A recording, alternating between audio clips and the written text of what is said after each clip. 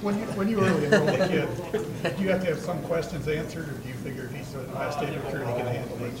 Oh, I don't think it's because he's an Ohio State recruit. I think we're pretty specific about our recruiting. I mean, you don't put you can't put a school in front of a name and say, okay, he's this. I think we look for a very specific kind of kid. We know what the expectations here are going to be.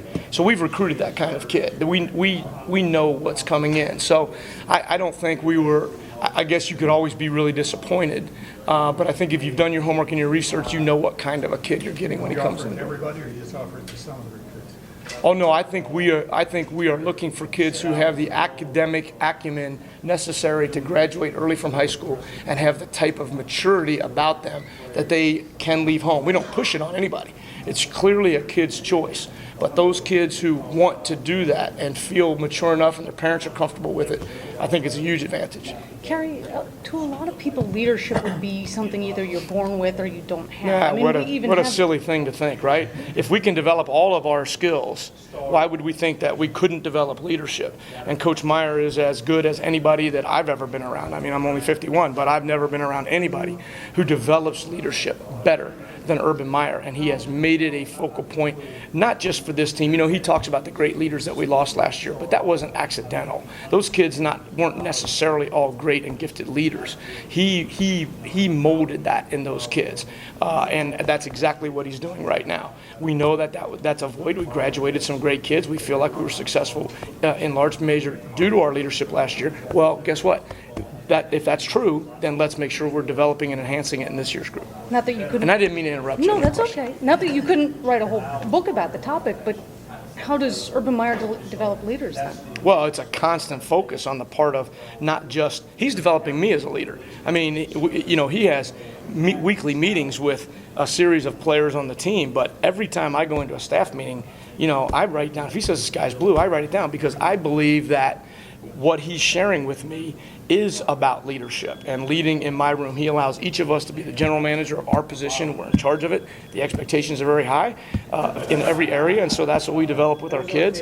So if he's doing it for me, I know it's bleeding over to our kids, but it's also a specific program with him and Coach Marotti that they do very, very, targeted things with our players. And where are you guys along in that process? What do you think of the leadership group that's here for next year?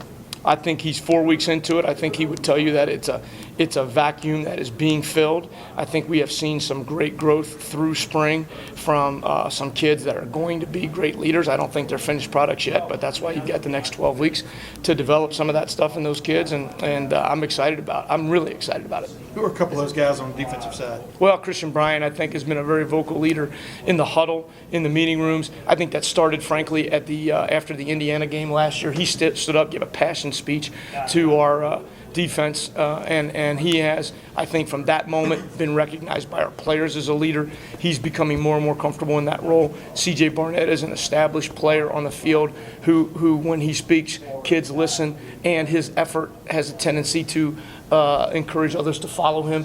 Bradley has really been a vocal and active leader. Ryan Shazier, without playing a down spring ball, a real down, was the same kind of kid on the sidelines in there. Michael Bennett and Joel Hale, I think, have really taken those young defensive linemen under their wing and really developed that in that room as well. What NFL teams have called about Travis? What have they asked? What have you told? Travis Howard, in my estimation, is an NFL defensive back. I don't think there's any question about it. I've coached 7 guys that were in camps. I think he's every bit as good. I think he's got a tremendous upside. I don't think he's anywhere near a finished product. He's explosive. He's long. He can play man-to-man coverage. He sees the ball well in zone. He gets off the ground extraordinarily well. He's a good understanding of the game. He is a great kid. You're not going to have to worry about, is he hanging out at a bar at 2 a.m.? Is he smoking dope? Is he doing that kind of stuff? Travis is what he is, but he understands the game. He will play special teams. He'll make a club. You know, that's what I tell him. He'll make your team. I would take him, you know, and I think Travis is going to be a real good player. What's the biggest question you had about him? Well, coming into last year, I mean, his effort was minimal. His academics were poor. I think his work habits were questionable. I think all those things. And I think, he had a real good look in the mirror, and he had a lot of help from the head coach and from his position coach with that. And, he didn't like what he saw. We didn't like what we saw.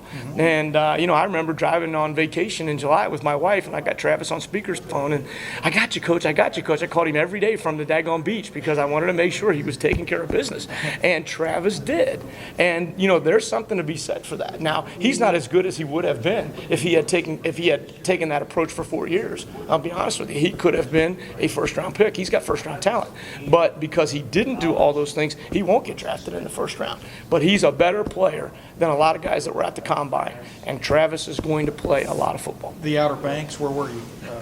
I was at Destin, actually, on that trip. Yeah. Thanks, guys. You're welcome. You mentioned kind of the nickel and the dime earlier, and the dime is something new, I think, this spring that we didn't see a year ago. Correct. What as defensive coaches, what do you think the benefit is out of trying to work that? Well, I think the benefit is the more fast guys you can get on the field against spread offensive teams, particularly in passing situations, the greater chance you have to play multiple coverages, and you can play more man-to-man. You can rush the passer more effectively, and if it's 3rd and 9 and you don't anticipate that they're going to run two-back run game at you, get some fast guys out there that can cover. We didn't have enough last year to be able to do that.